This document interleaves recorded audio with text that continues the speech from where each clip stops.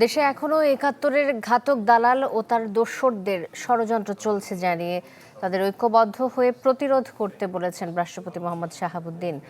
রাজধানীর ওসমানী স্মৃতি মিলনায়তনে ৭১-এর ঘাতক দালাল নির্মূল কমিটির ৮ম জাতীয় সম্মেলনে তিনি বলেন, বিজয়ের অর্ধশতক পেরিয়ে এখনো ৭৫-এর হাতিয়ার গর্জে ওঠার হুঙ্কার শোনা যাচ্ছে। রাষ্ট্রপতি বলেন, এরা দেশের উন্নয়ন ও গণতন্ত্রে বিশ্বাস করে না।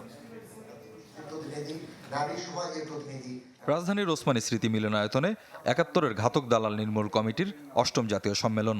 বিভিন্ন জেলা থেকে যোগ দেন ২,০০০-এর বেশি প্রতিনিধি। অনুষ্ঠানের প্রধান অতিথি রাষ্ট্রপতি মোহাম্মদ শাহাবুদ্দিন বলেন, স্বাধীনতা বিরোধী অপশক্তি ও তাদের দোসরদের ষড়যন্ত্র এখনও চলছে।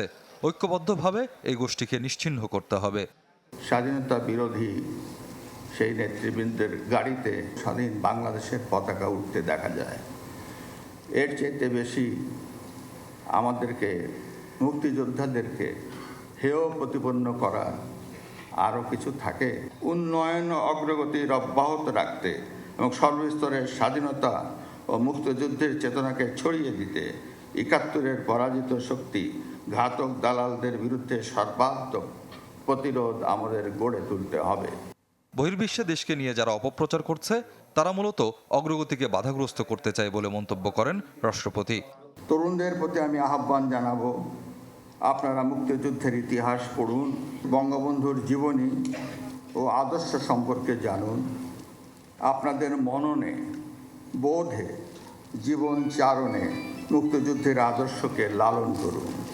১৯৯২ সালে শহীদ জননী জাহানারা ইমামের নেতৃত্বে গড়ে ওঠে ৭১-এর ঘাতক দালাল নির্মূল কমিটি। যুদ্ধ অপরাধীদের বিচার ও মুক্তিযুদ্ধের ইতিহাস প্রজন্মের কাছে পৌঁছে দিতে ভূমিকা রেখে চলেছে সংগঠনটি। কথা বলে স্বপ্নিল শাহরিয়ার শিশির, চ্যানেল 24, ঢাকা।